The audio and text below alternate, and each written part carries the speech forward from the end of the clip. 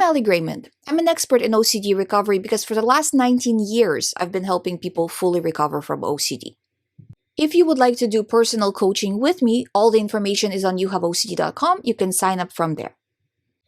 Today, let's talk about 5 things you must choose not to do to achieve full OCD recovery. Number 1 thing, you need to stop all online research. When you're doing online research, it's a choice.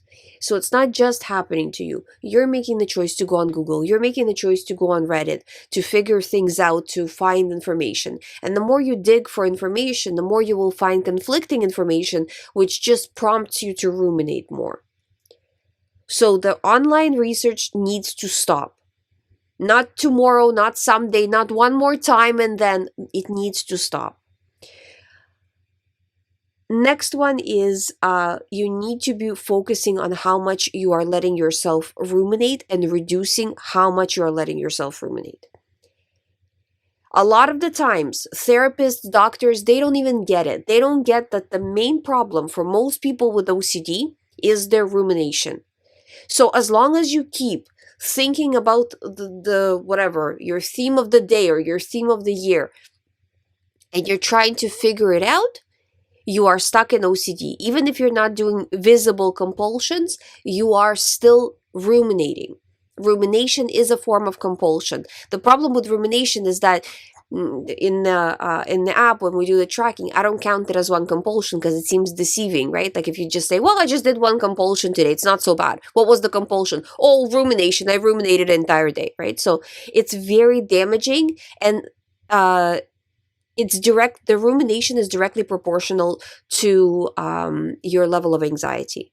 So the more you ruminate, the higher your anxiety is going to go. The less you ruminate, even though it feels difficult in the moment and you're making that choice not to ruminate, the more your anxiety will come down. So absolutely, the rumination component, guys, needs to be literally at the top of your list.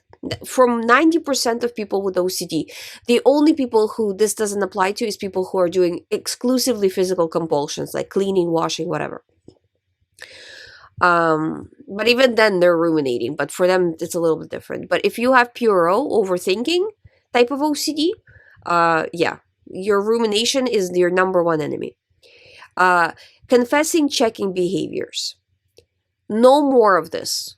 So again, you're asking somebody, so you're going to the person and you're asking them for reassurance, or you're confessing, or you're doing all of these behaviors. And that brings me to my next point of asking for reassurance. No more asking for reassurance. If you need to sit your entire family down and tell them, hey, we're not doing this anymore, then that's fine. But tell them that it's damaging, and because it feels to the other person, right? It feels like they're helping you by trying to reassure you, but it's actually very damaging to your recovery. Now, if you have physical compulsions or avoidances, you have to start cutting them down. Don't just work on one thing, because if you just work on, oh, I'm going to just fix this compulsion or this part of it, while you fix this part, your brain will find something else to add because it needs to fill that quota. And it becomes kind of a moving target where you go from one thing to another to another. So you want to make sure that you are looking at overall compulsions, overall avoidance behaviors. With avoidance behaviors specifically, you have to, I kind of say it like this, that you have to bite what you can chew. Because the point of not avoiding is for you to be able to deal with the aftermath of anxiety that's going to come in if you're not avoiding. And when we're talking about avoidance, we're talking about everyday life stuff that is normal to you specifically, right? So when you are, let's say you've been avoiding something for a long time, and now you face it, obviously afterwards you're going to have anxiety.